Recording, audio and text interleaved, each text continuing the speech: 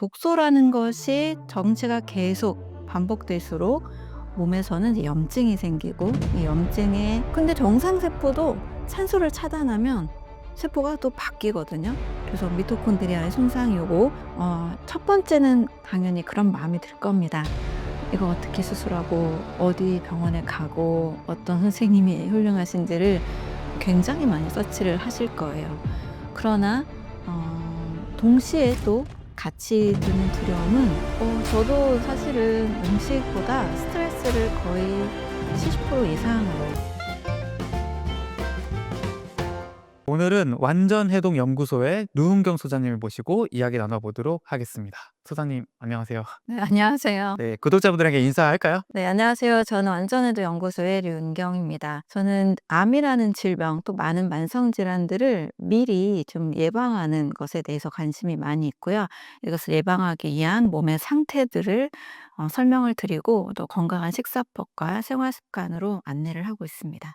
보통 이제 암 하면은 우리가 이제 종양을 떠올리고 그 종양이 생긴 그 부위를 뭔가 수술을 통해서 잘라내거나 항암제를 통해서 뭔가 제거를 하는 노력들을 하게 되는데, 제가 이제 암은 전신질환이라는 말을 들었어요. 소장님께서는 암에 대해서 어떻게 생각하고 계시는지 궁금해요. 일단 우리 몸은 전체적으로 이 신진대사라는 것이 활발하게 이루어져야 이제 힘을 얻고 생활을 잘 할 수가 있잖아요. 이 신진대사라는 것은 일단 먹어서 영양소를 흡수한 결과로 이제 에너지를 내면서 이루어지는 거죠. 그런데 우리 몸이 사실 총 11개의 시스템으로 이루어져 있어요. 뭐 소화기계, 호흡기계, 뭐 배설, 비뇨 이런 모든 것들을 포함하면 11개의 시스템이 굉장히 복잡하게 이루어져 있는데, 잘 생각해 보면 우리 공장도 어떤 설비 시설이 좀 문제가 생겨서 고장날 때가 있잖아요. 이 11개의 시스템이 좀 문제가 생겼을 때 몸의 좀 흐름, 순환들이 좀 막혀서 정체가 이루어지고, 독소라는 것이 정체가 계속 반복될수록 몸에서는 이제 염증이 생기고, 염증이 또 오래됐을 때 또 암이라는 것으로 발전할 수 있다고 봅니다. 그래서 이 11개 시스템이 좀 온전하게 잘 돌아가지 않을 때, 그 흐름이 막힐 때 암이 생길 수 있기 때문에, 암이라는 것은 그 부분만 자체로 제거해서는 절대 근본적인 해결이 안 된다고 봐요. 그러니까 몸 전체의 신진대사를 원활하게 되돌려 놔야만 우리 몸이 제 암세포가 더 이상 살 수 없는 환경이 될 수 있겠죠. 사실 암이라는 것은 한 번 걸려서 뚝딱 떼어냈다고 완벽하게 낫다 이렇게 표현 안 하잖아요. 5년간의 생존율도 확인을 하고 5년 이후에라야 완전간에 판정을 합니다. 그런데 5년이 지나도 또 어때요? 얼마 전에도 2008년에 첫 번째 암에 걸렸다가 최근에 작년에 또 재발이 되신 분을 이제 상담을 하게 됐는데, 이렇게 재발이 자꾸 일어나는 거죠. 재발이 되는 원인은 일단 신진대사의 문제, 뭐 스트레스나 생활 습관의 문제, 이런 것들을 정말 꾸준하게 신경을 써야 되는데, 이걸 되돌려 놓지 않으면 어딘가에서 또 종양 줄기세포가 남아있기 때문에 일정한 암이 생기는 환경이 됐을 때 또 발현이 되는 겁니다. 암이라는 것은 암 자체보다 암이라는 것이 생길 수밖에 없었던 나의 어떤 생활 환경들, 습관들, 뭐 음식, 스트레스 이런 요소들을 전체적으로 보고 전체적인 관리를 해야 된다. 이렇게 저는 보고 있습니다. 그럼 이제 작가님 말씀에 따르면은 우리 몸의 체내에 염증이 이제 누적되고 쌓이게 되는데, 그것들이 어떤 무언가에 의해서 뭔가 순환이 뭔가 잘 되지 않으면은 그게 그 부위에서 그 종양의 형태로 나타나게 되는 건가요? 그렇죠. 이제 그 와버그 효과에서도 발표했듯이 정상 세포에 이 산소를 차단만 해도 이 세포의 대사가 바뀌거든요. 그래서 암세포는 한마디로 이 세포의 대사가 달라진 세포다라고 정의를 내리죠. 뭐 돌연변이다 뭐다 여러 가지 이야기를 하는데, 세포가 정상적으로 사용하는 산소나 뭐 포도당이나 이런 에너지 대사가 달라진 세포입니다. 근데 정상 세포도 산소를 차단하면 세포가 또 바뀌거든요. 그래서 미토콘드리아의 손상이 오고, 미토콘드리아가 기능 장애를 일으키면서 비정상 세포, 암세포로 바뀌게 됩니다. 따라서 정상 세포에서도 가장 중요한 이 산소만 차단을 해도 문제가 생기는 거기 때문에, 우리 몸 전체에 이 순환이라는 시스템이 있죠. 혈액순환도 순환이고요. 림프순환, 또 호흡 이런 것들 전체가 순환이 잘 이루어져야 세포 구석구석에 산소와 영양소를 잘 공급을 할 수 있겠죠. 근데 뭐 혈액순환 잘 안 된다. 그러면 다들 문제 생기는 거 알고 계시잖아요. 또 림프 순환이 안 된다. 독소가 정체가 되고 면역 세포들에 또 문제가 생깁니다. 이런 순환이 막혔을 때 그 어딘가에서 또 염증이 생기면서 독소가 축적된 곳이라면 반드시 거기는 이상이 오게 되어 있죠. 그래서 그 부분에서 이제 암이 발현이 되기도 하고 또 그 부분을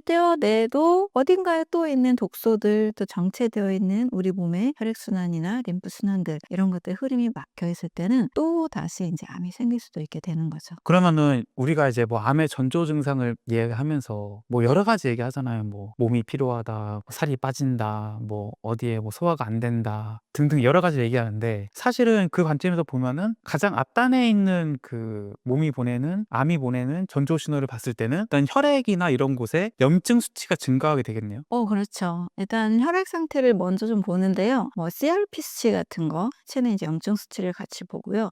또 각 암마다 이 종양 표지자들이 있거든요. CA19라든지 CA 수치라든지 다양한 암마다 발현하는 그런 종양 표지자들이 있습니다. 그리고 림프구의 숫자가 또 암 환자들은 확연히 더 줄어 있잖아요. 그래서 이런 면역 세포들, 또 혈구의 상태들, 또 염증 수치들 이런 것들을 같이 이제 살펴볼 수가 있죠. 혈액학적으로 보면 또 그런 것들이 또 신호가 될 수 있고요. 또 우리 몸에서 증상적으로도 알 수 있죠. "너무너무 정말 피곤했다." 이렇게 말씀 많이 하시거든요. 암에 걸리기 전에 "그때 내가 왜 이렇게 몸이 피곤한지 모르겠다." 할 정도로 피곤을 많이 호소하십니다. 또 뭐 면역력이 많이 떨어지기도 하고 체중이 갑자기 많이 빠지기도 하고 이런 '평상시와 좀 다른 몸이다.'라고 분명히 좀 전조 증상을 보내고 있는데요. 이제 그런 것들을 좀 묵인했을 때, 간과했을 때 인제 암이 좀 발현이 되고 커지는 형태로 지나가게 되는 거죠. 제가 이제 과거에 작가님과 그 영상을 찍었을 때 이제 염증이라는 것이 우리 몸에서 꼭 나쁜 것이 아니라 뭔가 외부에 뭐 세균이 침입하거나 이럴 때 자연스럽게 염증 반응이 나타나서 우리 몸을 어떻게 보면 회복시키고 그런 세균으로부터 감염으로부터 막아주는 역할을 한다고도 들었거든요. 그럼 이제 이게 체내의 염증을 높이는 그 물질, 뭐 기전, 원인이 있을 텐데 그게 주된 원인은 결과적으로 먹는 게 되는 건가요? 네. 염증 수치는 뭐 우리 몸의 상태에 따라서 계속 달라지는데 이 염증을 조절하는 게 또 면역 세포잖아요. 그래서 첫 번째로는 또 음식이 될 수 있고 또 잘못된 식사법으로 인한 소화 독소, 대사산물 독소들이 많이 쌓였을 때 이제 그게 될 수도 있는데요. 정말 클린식을 했는데도 암에 걸렸다는 분들 계세요. 사실 이제 그런 분들은 자율신경의 불균형으로 인한 면역 세포들이 활동하지 못해서 이런 가능성이 훨씬 높습니다. 예, 교감신경과 부교감신경이 각각 지배하는 이 면역 세포들이 다른데 암을 제거하는 세포들은 부교감신경에 지배 있습니다. 그런데 늘 긴장하고 어떤 걱정, 사업 고민, 스트레스, 불안, 억눌린 어떤 감정들, 교감신경이 과긴장된 상태에서는 면역 세포들이 제대로 활동을 못하죠. 그래서 음식으로 인해 염증이 생기는 것도 하나의 요인이 큰 요인이 될 수 있으나 클린식을 했음에도 불구하고 또 암에 걸리는 분들이라면 이 염증을 제대로 면역을 제대로 관리하지 못하는 자율신경의 문제가 더 크다라고 볼 수도 있습니다. 그 이제 뭐 저도 유튜브 같은 걸 보면은 자기는 식단 관리도 잘했고 운동도 꾸준하게 했는데 암에 걸렸다는 분들이 계시거든요. 근데 그게 이제 스트레스 때문일 수 있다라는 얘기인 거고 실제로 우리가 뭐 이런 얘기도 하잖아요. 회사에서 이제 회식 같은 거 하게 되면은 법인 카드로 먹으니까 공짜로 마시는 거 뭐 좋을 것 같은데 그 상사와 그 직장의 그 문화 이런 것들 때문에 회식을 사람들이 반기지 않는 것도 거기서 좀 스트레스를 받기 때문에 그런 거고 맛있는 음식을 먹더라도 이 소화가 안 되는 원인도 결과적으로는 스트레스 때문에긴 하는 거잖아요. 그렇죠. 그런 걸 보면은 사실은 같은 음식을 먹어도 어떨 때는 소화가 잘 되고 어떨 때는 소화가 안 되는 게 있는데 그런 걸 따져봤을 때는 음식보다 어떻게 보면 또 스트레스가 더 큰 영향을 주는 것 같기도 해요. 어떻게 생각하세요? 저도 사실은 음식보다 스트레스를 거의 70% 이상으로 보긴 합니다. 너무 많은 환자들을 통해서 사례를 통해서 확인할 수가 있거든요. 정말 환자들이 제일 빨리 이제 암을 낫고 싶어 할 때 제일 빠르게 바꿀 수 있는 것이 음식이에요. 음식은 그래도 어느 정도 의지만 있으면 바꿀 수 있잖아요. 제일 어려운 것이 나의 이 생각, 감정, 어떤 성격 이런 거 바꾸는 것이 제일 어렵습니다. 근데 이게 안 바뀌면 우리가 신경 쓰면 소화 안 되는 거는 거의 다 대부분이 체험해 보셨잖아요. 그런 식으로 뭔가에 계속 '내가 암이 커지지 않을까? 어디서 전이되지 않았을까? 재발되면 어쩌지?' 이런 불안감이 사실 많이 있을 수밖에 없죠. 너무나 잘 이해가 되는데 그런 것들을 해결하기 위해서 각자의 어떤 나름대로 마음 공부라든지 의식을 바꾸는 어떤 트레이닝이라든지 명상이나 호흡이나 이런 것들을 시도하지 않는 분들의 경우에는 사실 좀 재발 전율이 좀 더 높았던 것 같습니다. 그런데 이게 원인이라는 것을 분명하게 알고 정말 이쪽으로 공부를 하시는 분들이 계세요. 그리고 자료를 통해서도 책을 통해서도 확인할 수 있는 내용은 '내 삶을 한번 싹 바꿨다. 나의 이 생각하는 패턴을 바꿨다. 내 마음을 부정적이었던 마음을 긍정적인 마음으로 불평했던 마음을 감사하는 마음으로 바꿨다.' 이런 분들이 너무너무 이제 행복감을 찾으면서 암도 또 사라지는 이런 일들이 너무나 사실 많습니다. 그래서 암을 대할 때는 단순히 식이요법 너무 중요하지만 그게 100이 아니라는 거죠. 그래서 저도 식이요법, 식사법에 대한 책을 여러 권 썼지만 더 많이 신경 쓰고 강조하고 상담할 때 중요하게 말씀드리는 부분은 내 마음을 밝고 건강하게 만드는 것을 반드시 뭐라도 해야 된다. 자율신경의 균형을 찾아야 된다. 이 부분을 꼭 강조하고 있습니다. 그러면은 이제 암의 원인이 염증이 뭔가 축적이 되고 이것들이 종양의 형태가 나타나 본다면은 이제 암을 제거한다는 건 사실은 이제 이 염증을 어쨌거나 뭐 빼거나 낮추거나 뭐 염증성 물질들을 제거하는 노력들을 해야 되잖아요. 근데 현재의 그 암 치료를 보면은 수술 항암 방사선으로 치료를 한단 말이죠. 그럼 이걸 어떻게 이해해야 될까? 왜 염증 수치를 뭔가 줄이려는 노력 그런 치료가 아니라 수술이나 항암 방사선으로 암을 치료하게 된 걸까요? 그 히스토리를 보면 항생제의 기원으로부터 좀 볼 수가 있습니다. 사실 항생제가 생기기 전에 세균이 원인이다라는 것을 알게 된 게 우리 역사가 그렇게 길지 않거든요. 파스테르 이후에 세균이 원인이다. 어떤 질병, 문제의 원인을 세균으로 찾게 됐죠. 옛날에는 산모들을 수술할 때 산모들 이제 아기를 받을 때 의사들이 손을 씻지 않은 채 아기를 받다가 감염이 되어 이제 많이 죽었는데 그 감염의 원인을 몰랐었잖아요. 그래서 손 씻는 것이 사실 의학사에서 굉장히 획기적인 일이었거든요. 세균이 원인이라는 것을 알게 된 이후에. 근데 그 전에는 뭐 히포크라테스나 또 많은 체액을 강조하는 그런 이론들이 있었고 환경을 많이 강조하는 이론들이 더 많이 있었습니다. 하지만 이제 파스테르 이후에 세균이 문제다라는 것을 확실하게 발견한 뒤로는 이제 항생제가 개발이 됐고 항생제를 시작으로 어떤 문제를 해결하는 솔루션에 더 많이 집중하게 된 게 사실이죠. 그래서 몸 전체에 사실 고혈압도 혈압이 올라가는 거는 원인이 있을 텐데 그 원인에 대해서는 별로 크게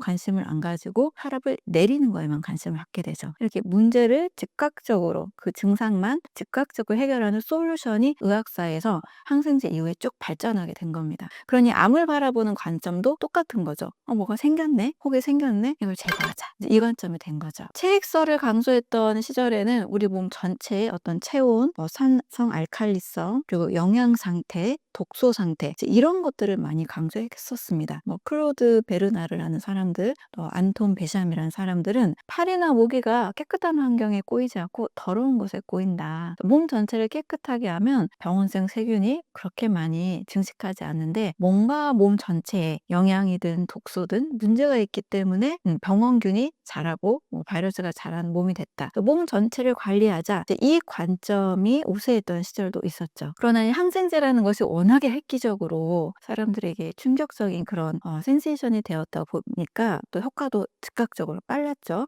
이 관점으로 너무 흘러가게 된 거죠. 그래서 의학의 역사가 이런 식으로 흘러가다 보니까 이게 주류 의학이 된 거고 그다음에 몸 전체를 살피자, 영양을 살피자, 독소를 점검하자, 염증을 없애자 이런 것들을 이제 비주류 의학 또는 개인의 몫이 됐던 거죠. 사실 영양을 잘 살피자 하는 것은 산업화가 되기가 조금 어려운 구조겠죠. 약을 개발해서 제약회사가 큰 시스템 안에서 병원에서 처방하는 방식이 사실 거의 획일화됐잖아요. 예전에는 이렇게 획일화되지 않았었거든요. 아브라함이라는 사람이 플렉스나 보고서라는 걸 통해서 이렇게 획일화된 의료 시스템이 또 양산되기도 했습니다. 이런 역사적 흐름 봤을 때 이제 딱 암만 타겟팅하는 치료가 더 우세하게 된 거죠. 그리고 이 산업화라는 이 환경, 어떤 기계를 만들고 의료 기계, 어떤 약 이런 것들로 의료가 대형 이제 산업화가 되다 보니까 이제 이쪽이 더 우세해지게 된 것뿐이죠. 하지만 개인이 정말 면밀하게 우리가 우리 몸의 상태나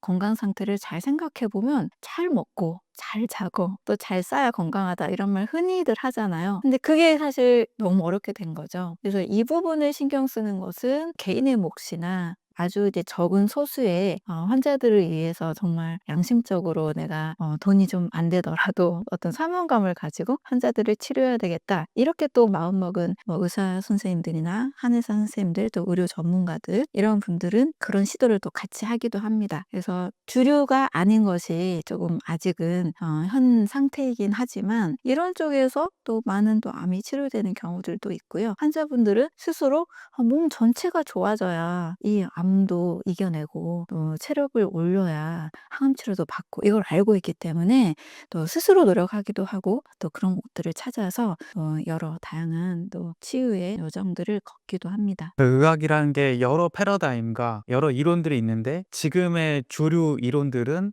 어쨌거나 눈에 보이는 증상들, 네, 현상들을 빠르게 제거하는 쪽, 빠르게 낫게 하는 쪽으로 발전해 왔는데 이게 암 치료의 관점에서 봤을 때는 그 암이라는 것이 종양의 형태로 나타나니까 그 종양을 가장 빠르고 뭐 어떻게 보면 쉽게 없앨 수 있는 게 수술, 항암, 방사선이 됐다라는 말씀이시죠? 네, 그렇죠. 그리고 어떤 암이라는 질병에 대해서 정확한 규명을 하지를 않았어요. 제가 "암은 대사질환이다."라는 토마스 세이프리드의 2014년에 낸 책을 보면서 다시 한번 이제 크게 공감을 했었는데요. 암에 대해서 뭐 유방암만 해도 뭐 헐투 양성, 호르몬 양성, 뭐 삼중음성 이렇게 나누잖아요. 유방암이 나타난 그 기원에 대해서 현상적으로 이렇게 세 가지 패턴으로 나누지만 결국 삼중음성이라는 것은 헐투 양성도 아니고 호르몬 양성도 아닌 원인을 모르는 것을 삼중음성이라고 합니다. 그중에서 뭐 헐트 양성이나 또 호르몬 양성 두 가지만 약간 표면적으로 드러난 원인을 찾아낸 것뿐이고 나머지 원인은 다 모른다예요. 또 암을 일으키는 유전자를 확인했을 때도 뭐 600만 개가 넘을 정도로 암이 유전 질환이다라는 접근에 대해서는 사실은 그렇게 성공적인 것은 아니죠.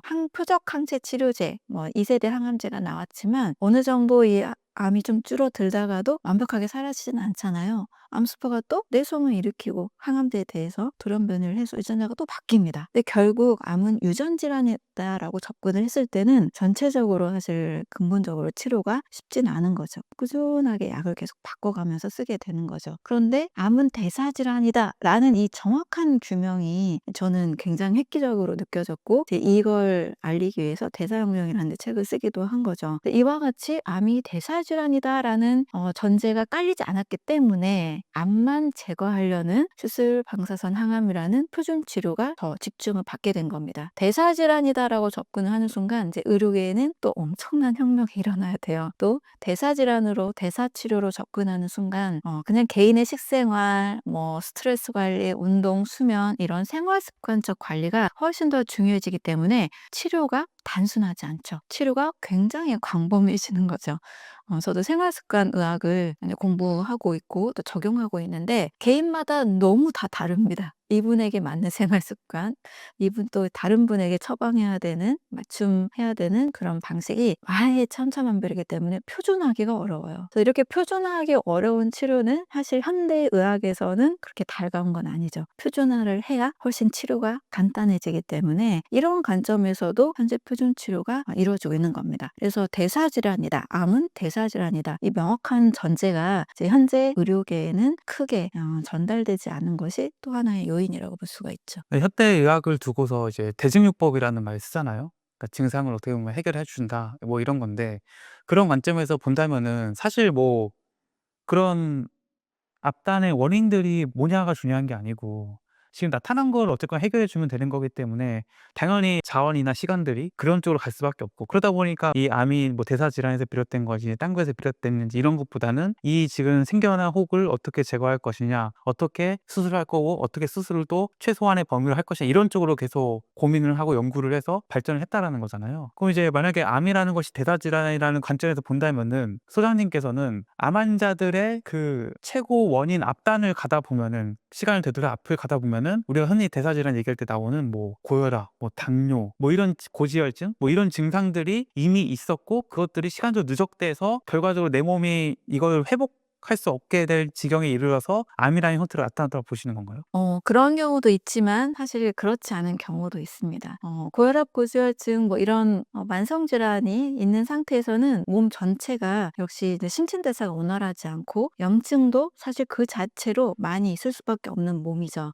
그런 꾸준히 오랫동안 염증을 가진 상태에서 보이는 염증이죠. 느껴지는 염증, 체감하는 염증을 가진 상태에서 암이 오신 분들도 있지만 어떤 경우에는 정말 건강했는데 좀 피곤한 거 외에는 조금 뭐 잠 좀 못 자는 불면증 외에는 뭐 그렇게 내가 크게 아픈지 모르겠다 했다가도 암이 오시는 경우도 있습니다. 그거는 자율신경의 급격한 엄청난 스트레스로 인한 자율신경의 불균형이 몇 달만 유지돼도 염증이 급격하게 바뀌거든요. 우리 몸에 있는 백혈구 수치가 사실 굉장히 빠르게 증가할 수도 있고 줄어들 수도 있어요.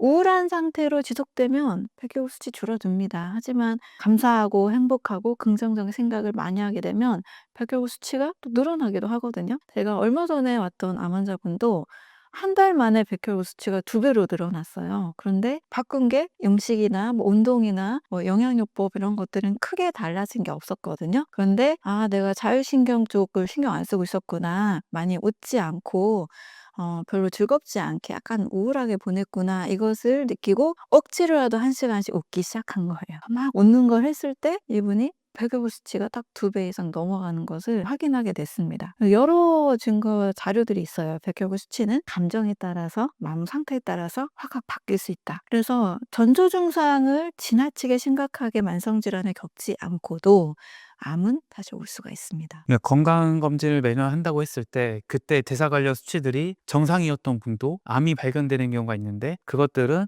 이제 소장님의 이야기에 따르면은 급격한 어떤 스트레스로 인해서 뭐 자율신경계 이상이 생긴 거고, 그로 인해서 암이 생기기 좋은 몸의 환경이 만들어지면서 암이 갑작스레 생겨난 경우도 있더라, 뭐 이런 말씀이신 거죠? 네. 그런 경우들도 사실 종종 봤습니다. 사업을 하신 분의 경우도 생각이 나는데 뭐 여러 사람들이 투자를 해서 사업을 하려고 했는데 그 투자한 그 돈을 이제 횡령을 하게 된 거죠. 그래서 굉장히 많은 사람들이 사업적으로 큰 손실을 보게 된 거죠. 작은 돈이 아니라 큰 돈을 손실을 보고 그 배신과 억울함과 그 분노와 원망을 가진 채 이제 수개월을 보낸 거죠. 사기를 당한 분들의 다수가 암이 생겼다라는 이야기를 또 듣게 됐어요.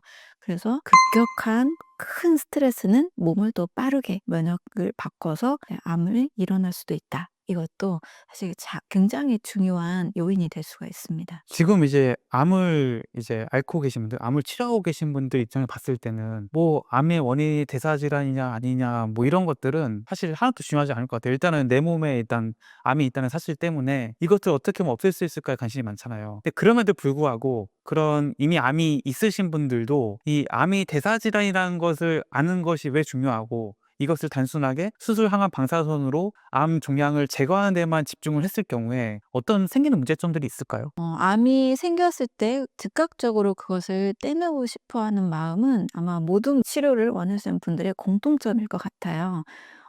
첫 번째는 당연히 그런 마음이 들 겁니다. 이거 어떻게 수술하고 어디 병원에 가고 어떤 선생님이 훌륭하신지를 굉장히 많이 서치를 하실 거예요. 그러나 동시에 또 같이 드는 두려움은 한 번 암이 생긴 걸로 끝내고 싶지 다시는 전이되거나 재발되고 싶지 않을 겁니다. 그래서 대사질환이라는 것을 반드시 이해해야만 전이 재발을 막을 수 있기 때문에 이 부분을 놓쳐서는 안 된다고 저는 굉장히 강조를 합니다. 사실 암의 초기 생존율은 굉장히 높죠. 75%가 넘기 때문에 암의 생존율 자체, 5년 생존율은 높지만 암으로 사망하시는 분들의 다수를 보면 뭐 90% 이상은 전이 재발로 인해서 돌아가시는 거거든요. 이것도 아마 같이 알고 계실 거예요. 그래서 초기 접근은 이 암을 어떻게 제거하느냐에 더 집중하시겠지만 이 놀란 마음을 좀 차분히 가라앉히고 나서 내가 어떤 자책하는 마음이 아니라 한번 돌아보는 마음으로 내가 어떤 생활 습관에 문제가 있었는지, 뭐 스트레스 관리를 내가 잘 했는지, 또 나의 마음이 행복한 마음을 가지고 있었는지, 부정적인 마음을 가지고 있었는지 이런 것들을 반드시 시간을 내서 저는 한 번쯤은 돌아보는 기회가 필요하다고 생각을 해요. 왜냐하면 전이 재발을 막기 위해서. 전이 재발은 그 부분에 암을 떼어냈다 하더라도 주변 장기에 또 혈관 림프를 타고 어딘가에서 또 생겨난다는 뜻이잖아요. 그래서 암을 전체적으로 바라봐야 되는 관점이 반드시 필요합니다. 전이 재발은 그 누구도 원치 않잖아요. 그래서 처음에는 뭐 표준 치료를 선택을 했다 하더라도 다시는 재발되지 않기 위해서 대사질환이라는 관점을 꼭 이해를 하시고 이 대사를 좋게 하기 위해서는 어떻게 해야 되는가, 내가 현재 할 수 있는 것, 또 해야만 하는 것은 무엇인가, 이것을 각자마다 전략적인 어떤 자기만의 이 치료 로드맵을 꼭 만들어야 된다라고 저는 보고 있습니다. 저도 좀 놀랐던 게 암 환자들의 그 사망 원인을 보면은 이게 처음에 암이 발병했다고 해서 그 암으로 죽는 게 아니라 대부분의 원인이 재발 전이 때문에 죽는다 하더라고요. 그럼 그 얘기는 결과적으로는 내가 처음 이제 암 환자가 되었을 때 대부분 그 암 때문에 죽는다고 생각하지만 그 암은 현대 의학의 발전으로 제거하는데 그래도 굉장히 높은 성공률을 보이는데 그 후에 암이 다시 생겨서 그 암으로 인해서 죽는다는 얘기인 거잖아요. 그렇죠. 네. 그럼 그 관점에서도 결과적으로는 내 몸의 그 환경을 바꿔주지 않으면은 언제든지 또 암이 생겨도 이상하지 않은 거고, 그 환경을 바꾸려면은 내 대사 상태, 내 대사 문제를 해결해야지만 결국 암세포가 싫어하는 몸이 된다. 뭐 이런 관점이 되겠죠? 네, 그렇죠. 전이 재발을 막는 방법들을 반드시 찾아서 몸 전체를 충분한 뭐 산소, 영양소, 또 면역력을 올려주는, 또 스트레스를 받지 않는 이런 환경을 같이 꼭 만들어야 되겠죠. 그럼 이제 우리가 이제 암이라는 것이 결과적으로 염증 때문에 생긴다고 봤을 때 우리 몸에 염증을 쌓는, 일반인들은 잘 의식하지 못하지만 이런 것들이 정말 우리 몸에 독소를 넣는 거고 염증을 유발하는 행동들이다. 뭐 이런 사례들이 좀 있을까요? 아무래도 음식을 통해서 들어오는 첫 번째 요인이 되는 염증이 제일 좀 빠르다고 볼 수 있습니다. 우리가 사람의 몸은 자연인데 이 자연인 우리 몸에 자연의 음식보다 굉장히 가공된 음식들, 또 조리된 음식들, 튀긴 음식들 이런 것들을 좀 먹기가 쉽잖아요. 한마디로 가공식품, 제가 늘 강조하지만 죽은 음식이다. 또 음식이 아니다. 살아있는 음식을 먹어야 된다라고 이제 강조를 드리는데, 가공식품을 통해서 우리가 영양소를 제대로 섭취하기가 참 어렵습니다. 또 가공식품 안에 들어있는 화학 첨가물들 때문에도 우리 몸은 계속 이 독소를 해독해야 되는 공경에 빠지게 되는 거죠. 독소 해독 능력도 간이 지치다 보면 점점 떨어지게 되고, 남아있는 독소들은 이제 추가적으로 계속 염증을 일으키게 되는 원인 물질이 됩니다. 가공식품, 뭐 패스트푸드 이런 것들을 당연히 많이 섭취할수록 염증은 늘어날 수밖에 없습니다. 그리고 두 번째로는 이런 가공식품 외에도 지나치게 요리한 음식들도 문제가 될 수 있어요. 너무 많이 좋아하지만 안타깝게도 탄수화물과 단백질과 지방이 모두 모여서 만들어진 튀긴 음식들, 치킨 이런 음식들은 가열된 기름을 반복적으로 사용하면서 이 과산화 지질이 굉장히 많아진 음식이 되고요. 또 당독소, 거기에 또 튀김옷을 또 입히다 보니까 탄수화물 있잖아요. 그 과정에서 당독소라는 것도 굉장히 많이 만들어냅니다. 당독소라는 것은 내가 잘못된 식사법이나 잘못된 요리를 통해서 우리 몸에서 늘어나면 똑같이 다 독소로 작용을 하거든요. 그래서 잘못된 요리,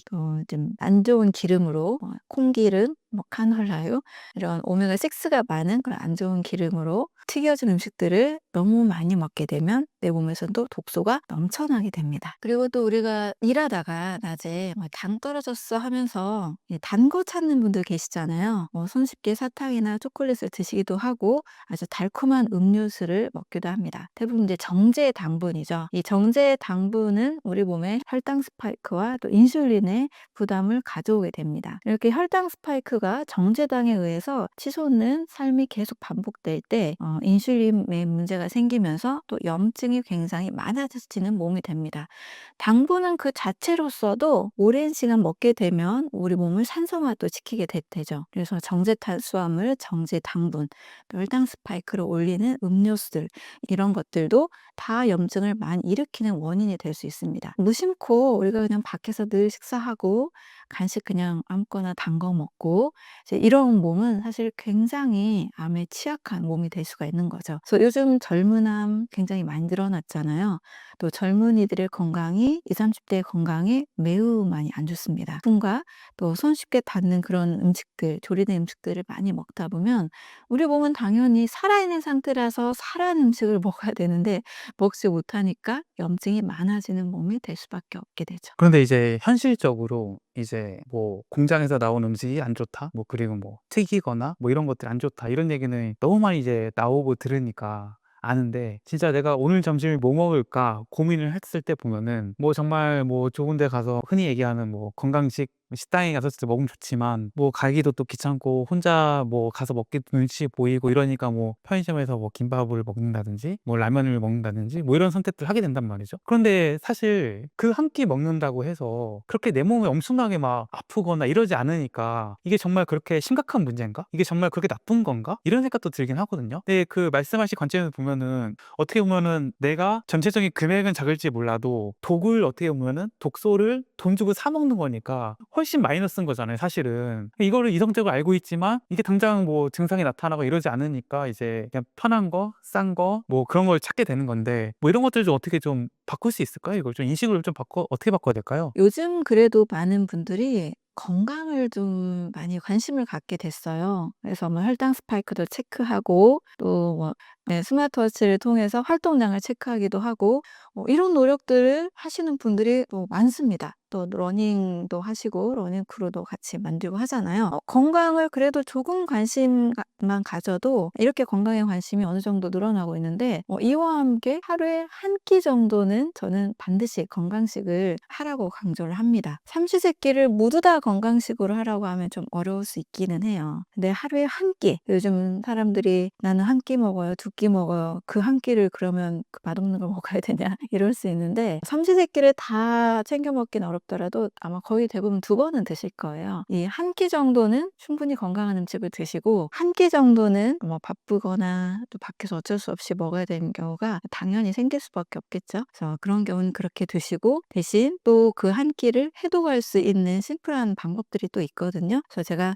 나만의 해독 습관을 가지라라고 말씀을 드리는데 그렇게 해독을 좀 어느 정도만 해도 사실 큰 문제가 없습니다. 그런데 아예 건강에 관심이 없는 분들, 근데 이런 분들이 무심코 그냥 되는 대로 바쁘면 바쁜 대로 또 경제적인 거에 너무 또 치우치다 보니까 사실 비만도 많이 올라가게 되고 염증도 많이 심해지고 각종 뭐 알러지, 아토피, 자가 면역 질환 이런 것들이 사실 늘어날 수밖에 없습니다. 우리는 돈을 벌고 뭐 공부를 하고 모든 활동하는 게 사실 행복해지고 싶어서 하는 거잖아요. 근데 건강하지 않으면 또 피곤하면 내가 하고 싶은 일도 하지 못하고 행복한 이 삶을 살기가 어렵게 됩니다. 그래서 내가 어떤 삶을 생각할 때 무엇을 위해서 하고 있는가를 한번 꼭 점검해 봤으면 좋겠어요. 그러면 건강이라는 요소를 빼놓을 수가 없고 무시할 수가 없습니다. 네, 또 이 건강의 요소를 중요하다라고 느끼는 순간 하루 한 번 정도는 그래도 내가 좀 건강식을 먹거나 그것도 어려우면 하루 한 개 정도의 과일을 좀 드시는 거. 왜 샐러드를 생각하면 좀 복잡하지만 뭐 바나나 하나 까먹는 거, 사과 하나 먹는 것도 그렇게 어려운 건 아니잖아요. 이 정도를 만이라도 투자를 하신다면 지나치게 몸이 나빠지는 것은 좀 막을 수 있지 않나 생각이 들어요. 그래서 내가 왜 사는지에 대한 점검, 행복에 대한 점검, 그중에 건강이 차지하는 부분 이런 것들을 저는 꼭 한번 좀 생각해 보시라고 말씀을 드립니다. 그 소장님께서는 이제 굉장히 오랜 시간 동안 음식에 관심을 가지셨고 실제로 책도 이제 그쪽으로 많이 쓰셨잖아요. 그리고 지금은 이제 암 환자분들을 위주로 해서 뭐 식단에 대한 이야기도 많이 해주시고 계신데, 실제로 음식을 이렇게 바꿨더니 정말 이렇게까지 우리 몸이 좋아지더라, 소개해 줄 만한 좀 사례가 있을까요? 너무 많죠. 그 효과가 정말 짧은 기간에 이렇게 달라질 수 있는가라는 것에 대해서도 굉장히 놀랍기도 하기도 합니다. 정말 짧은 기간이라는 건 한 3일에서 5일 정도만 해도 과일을 아예 드시지 않았던 이제 30대 초반 남성분이셨어요. 또 운동을 아주 좋아하고 근육 만들기를 아주 좋아하시는 분이어서 매일 헬스장에 빠지지 않고 가고 매일 닭가슴살을 거의 빠지지 않고 드시는 분이었어요. 우리가 보면은 굉장히 건강 관리를 잘하고 있다라고 느껴지잖아요. 근데 이분이 프로틴을 또 많이 드시다 보니까 통풍의 그 증상들이 조금씩 나타나고 있었습니다. 운동을 계속 하다 보면 그 부분이 이제 통풍의 증상이 나타나서 근육통이 있었던 거죠. 이분에게 하루 한 끼만 과일 식사를 해라라고 했을 때 이분이 3일 정도 지났는데 운동할 때 그 부분의 통증이 굉장히 많이 줄었다는 거예요. 그래서 '아 진짜 효과가 빠르구나.'라고 느끼게 됐습니다. 최근에도 어떤 독자분이 이제 상담에 오셨었는데 무려 한 2년 전부터 제 책을 읽고 실천하신 거예요. 강의를 듣고 또 책을 읽고 아침과의 습관이라는 책을 읽고 실천을 하셨는데 너무 과일을 좋아했지만 보통 과일에 대한 생각이 뭐 '당 몰아간다. 살찐다.' 이런 것 때문에 못 드시다가 과일이 좋다라는 이 책의 내용을 보고 거의 삼시세끼 과일과 채소 그리고 구황작물 이런 식으로 인제 드셨는데 이분이 10kg가 빠졌다는 거예요. 70 대였고 8개월 정도 실천하셨는데 뭐 '살 빼야지.' 놀아간 게 아니고 그냥 너무 맛있어서 이 식사를 계속 했는데 10kg가 빠지고 고혈압 내려가고 당뇨 수치 정상되고 그다음에 지방간까지 해결이 되는 이런 이야기를 해 주셨습니다. 그래서 이분은 본인이 맛있는 걸 이렇게 많이 먹고도 좋은 몸이 되기 때문에 친구분들에게 굉장히 많이 알렸대요.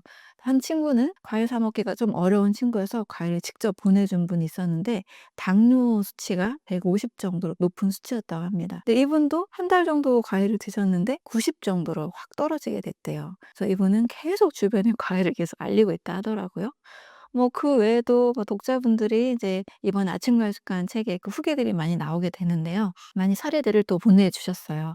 그래서 평소 알았던 비염도 사라졌다, 뭐 위축성 위염도 사라졌다, 뭐 다이어트 되는 것은 너무 자동이면서 몸에 이제 염증이 사라지다 보니까 다양한 불편한 증상들이 모두 사라졌다라는 이야기들 많이 해주십니다. 암 환자분들도 뭐 상담하고 있지만 뭐 염증 수치 또 그리고 간 수치 그리고 백혈구 수치가 정상으로 다 되는 경우들도 굉장히 많고 저는 이제 연구소에서 주기적으로 이제 세포 기능 검사를 하는데 세포의 건강도 이걸 측정하는 기계가 있거든요. 세포의 건강도 위상각이라는 것과 또 세포 내 수분 대사, 세포 수분 또 그리고 미토콘드리아의 지수, 에너지 저장 능력을 측정하는 것을 통해서도 이 수치들이 계속 올라가는 것을 확인할 수가 있습니다. 그래서 저는 누구에게나 하루 한 번쯤은 좀 필요하다.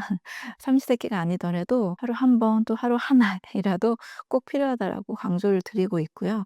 이것만 좀 해도 그렇게 어렵지 않게 건강 관리할 수 있다라고 보고 있습니다. 그 소장님의 얘기를 들으니까 우리가 이제 현대의학을 이제 대중요법인 측면이 강하다라고 얘기했잖아요. 그러니까 다이어트 같은 경우는 보더라도 살이 찌고 뚱뚱하니까 너는 먹는 걸 많이 먹어서 그래. 그러니까 뭐 운동을 하거나 먹는 걸 줄여라 이런 식의 처방이 나오게 되는데 사실 그렇게 해 가지고 대부분 실패한단 말이죠. 설령도 빠졌다 할지라도 다시 또 요요라는 현상이 오고 그러니까 어떻게 보면 이 방법은 이게 살이 빼는 거 다이어트를 하는 데 있어서 가장 적합한 방법인가 했을 때 약간 이제 의구심을 가져야 되는데 그 자체에 대한 의구심을 갖기보다는 반복론적으로 계속 다른 것들을 찾고 있는 거잖아요. 근데 이제 소장님께서 지금 방금 소개해 주신 사례를 보면은 내가 먹는 걸 줄이지 않고 먹는 걸 똑같이 먹되 바꿨을 뿐인 건데 오히려 살이 빠졌다라는 거잖아요. 그러니까 내가 굶는 게 굉장히 힘든 건데 굶지 않고 내가 먹고 싶은 걸 먹으면서 살이 빠진 게 지속 가능하고 그러니까 그 살이 빠진 상태가 유지가 될 수 있는 거잖아요. 그런 관점에서 봐서도 근본적으로 우리가 음식을 제대로 된 영양과 음식을 섭취해 줘야지만 우리 몸 회복을 한다. 이렇게 볼 수 있겠죠? 네 그렇죠.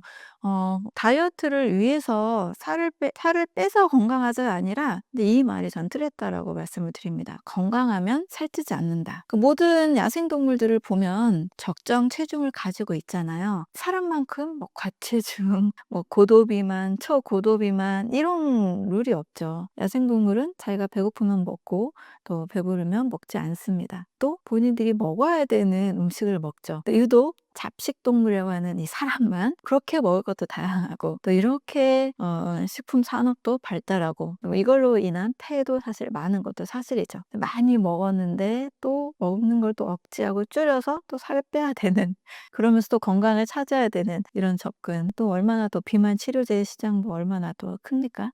그래서 사람이 먹어야 되는 음식을 먹으면 건강하면서 적정한 자기 체중을 유지한다. 저는 이렇게 보고 있고 그 사람이 꼭 먹어야 되는 음식 중에 하나가 과일 식사라고 보고 있는 거죠. 우리가 아까 이제 암의 원인을 얘기할 때 먹는 거만큼이나 이 스트레스가 이제 큰 영향을 준다고 얘기를 나눴었는데, 이 스트레스가 어쨌거나 교감신경을 항진시키고 이것이 자율신경을 이제 어떻게 보면 균형을 잃게 만들어서 이것들이 이제 우리 몸이 제대로 원활하게 기능하지 못하도록 만든다라는 건데, 그러면 이 교감신경이 만약에 항진됐다라고 표현하잖아요. 이 교감신경이 항진됐다라는 것은 어떻게 우리 몸의 증상으로 나타나게 되나요? 가장 빠르게 느낄 수 있는 것은 엄청나게 긴장했을 때 소화가 딱 안 되는 것 경험을 해보셨잖아요. 그래서 교감신경 항진은 일단 혈당 혈압을 올리고 소화 효소를 멈추게 합니다. 몸이 긴장해서 어떤 과업을 수행해야 되는 상태로 바꿔주는 게 교감신경이죠. 그래서 긴장 상태, 에너지를 그 과업을 수행해야 되기 때문에 소화시키는 데 에너지를 쓰지 못합니다. 우리가 긴장하면 고혈압을 체크할 때 집에선 정상이었는데 병원 가면 이 수치가 바뀐다는 분들 계시잖아요. 또 최근에 내가 음식을 바꾼 게 없는데 스트레스를 받아서 혈당이 치솟았다라는 분도 계시거든요. 이런 분도 이제 상담을 했었는데 확실히 스트레스가 나쁜 것 같아요. 이런 얘기를 하십니다. 그래서 모든 수치들이 이제 올라가게 돼요. 네. 그리고 혈관이 확 수축이 되면서 혈구들이 지나가는 통로가 좁아지게 됩니다. 혈액순환이 잘 되지 않고 몸에 이제 산소 영양소 공급이 잘 안 되게 되는 거죠. 이제 그러면 내 몸이 과긴장 상태에서 이제 근육도 너무 딱딱하게 굳고 오랜 시간 긴장한 사람들은 어깨도 많이 굳어 있고 목도 뻣뻣하고 이런 증상이 있잖아요. 이런 식으로 몸이 다 뭔가 수축되는 상태, 뭔가 좁아지고 딱딱해지고 굳어지는 상태, 소화 요소도 잘 안 나오는 상태 이런 쪽으로 바뀌는 게 이제 교감신경 항진이다. 교감신경으로 인한 과긴장이다라고 볼 수 있습니다. 그래서 긴장하면 음식 먹는 것도 체하잖아요. 또 식사 자리에서 상대방이 굉장히 어려운 사람이거나 또 화내는 어떤 그런 상황이 왔을 때 급체를 또 하잖아요. 이런 것들이 다 교감신경이 항진됐을 때의 증상으로 볼 수 있는 거죠. 말씀 중에 이제 우리가 혈당이 막 왔다 갔다 하고 뭐 아까 혈압 재는 것도 병원에서 높아질 수 있다고 하셨는데, 그럼 그 얘기는 우리가 보통 이제 혈당이 높으면 이 현미를 먹잖아요.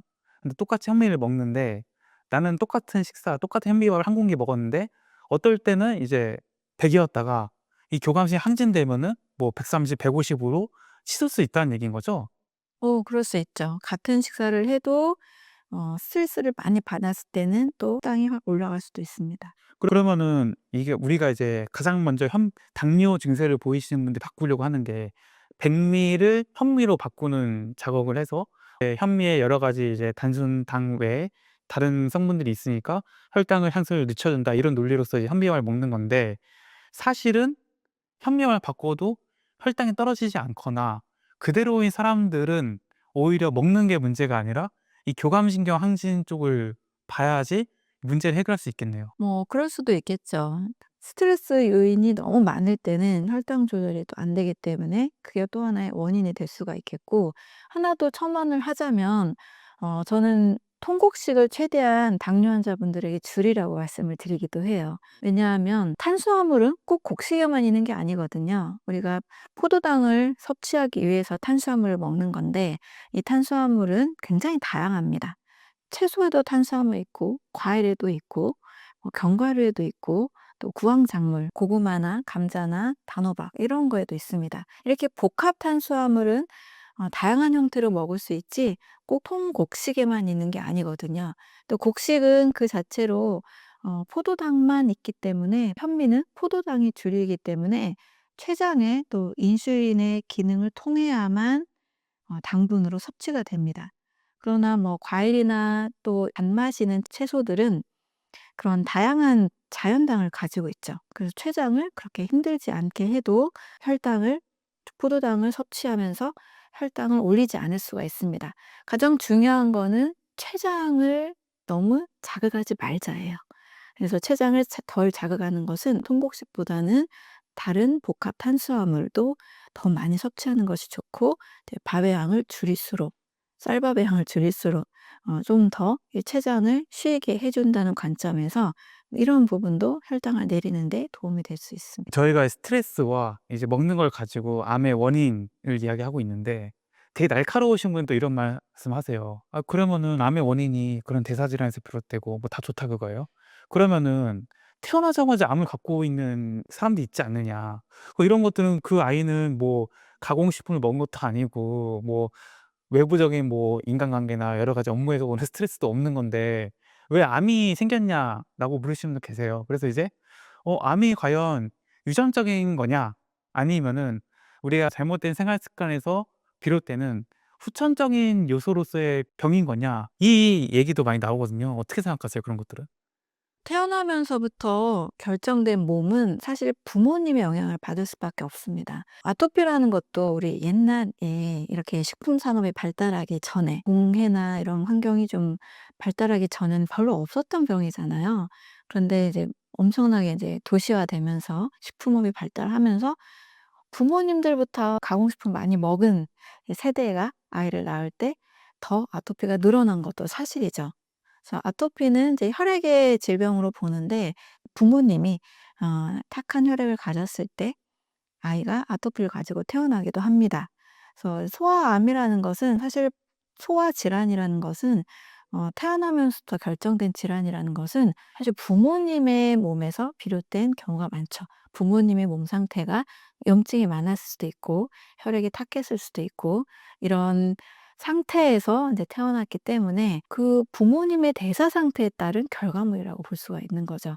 너무 안타깝지만 부부가 아기를 가질 때는 저는 반드시 해독을 하고 몸을 좀 깨끗하게 하고 염증을 제거하고 가장 최상의 건강 상태를 만들어야 건강한 아기를 낳을 수 있다고 보고 있습니다. 이제 이런 관점이라면 아이의 잘못이 아니고 이제 부모님의 대사 건강의 상태가 원인이 될 수 있다고 보는 거죠. 실제로 뭐 산모들한테 뭐 커피라든지 술을 먹지 말라고 권고하고 있고, 또 미국에서는 뭐 제가 소장님께 들은 거지만 연어 같은 이런 해산물도 먹지 말라고 한다고, 그런 것도 이제 같은 맥락에서 이제 부모의 혈액이나 부모의 몸 상태가 아이에게 미치는 영향이 크기 때문에 그런 권고 조치 나온 거겠죠? 그렇죠. 중금속이 있는 상태에서는 기형아 발생률이 당연히 올라가기 때문에 이제 바다에 있는 생선들이 그냥 수은이 다 오염되어 있다라고 이제 전제를 깔고 이제 생선을 먹지 않도록 임산부에게 권고하고 있죠. 특히 이제 아이가 이제 만들어지는 과정은 우리 성인이 세포 분열하는 것과는 또 다르잖아요. 새로운 이 조직, 새로운 장기들을 만들어내는 이 형성기이기 때문에 세포 분열에 미치는 영향이 또 굉장히 큽니다. 그래서 기형아가 또 생길 수 있고 문제가 생길 수 있는 거죠. 그래서 임산부의 건강 관리 아주 중요한 이야기가 되겠죠. 그럼 이제 암이 대사 질환이라는 것은 이제 어느 정도 이제 많은 분들이 이해를 하셨을 것 같아요. 그럼 그 관점에서 지금 현재 이제 암 치료를 하고 계신 분들은 당장 뭘 하면 좋을까요? 아이의 삶의 환경을 한번 점검해 보자입니다. 이제 암 환자도 대부분 즉각적으로 대처를 하려고 하는 약간 급한 마음이 들 수 있는데요. 어떤 로드맵을 꼭 만들라고 얘기하고 싶어요. 내가 이 암의 여정을 어떻게 갈 것인가. 그래서 점검해야 될 건 반드시 점검해야 되거든요. 어떤 자책이나 후회 차원은 절대 아닙니다. 근데 내가 좀 음식을 너무 소홀히 했는지, 또는 혈액순환, 운동을 너무 소홀히 했는지, 또 불면증, 수면 문제를 너무나 간과했는지, 그리고 뭐 햇빛을 쬐는 그런 자연과의 산책이나 이런 것들 너무 간과했는지, 그리고 스트레스 요소, 특히 내 감정 상태를 꼭 점검하라고 말씀드리고 싶어요. 대부분 암에 걸려서 오시는 분들이 이제 주류가 50대, 60대 분들인데, 스스로도 이렇게 감정 표현을 한다거나 내가 행복한 감정을 많이 누리지 못했다라는 이야기들을 많이 해 주고 계십니다. 네, 이 부분이 해결되지 않으면 이 부분을 점검하지 않고 막 그냥 암을 어디서 수술하고 뭐 좋다는 음식 막 먹고, 이게 단편적으로 접근을 하면 꾸준하게 내가 어떤 길로 가야 되는지 어떤 방향성을 좀 잃게 되거든요. 그래서 많이 이제 고민하시는 분들이 고민하는 내용들이 그거예요. '어떤 방향성을 가지고 가야 되는지 모르겠다. 내가 한 게 맞는지 모르겠다.' 점검하러도 많이 오시기도 하는데, 내가 가져야 되는 어떤 방향성, 뭐 음식, 운동, 수면, 그리고 나의 스트레스, 전반적인 생활 습관 부분에서 어떤 게 좋은지 어느 정도는 답을 알고 계시잖아요. 그래서 이런 부분들을 꾸준하게 어떤 로드맵을 가지고 좀 점검하고 그 방향성을 꾸준하게 이어가는 것. 또 이제 가족이나 친구분들의 좀 응원도 좀 꼭 받으셨으면 좋겠고, 마음을 편안하게 하면서 '고통스러운 그 생존을 위해서 가자.' 이것보다는 저는 '하나의 경험이다.'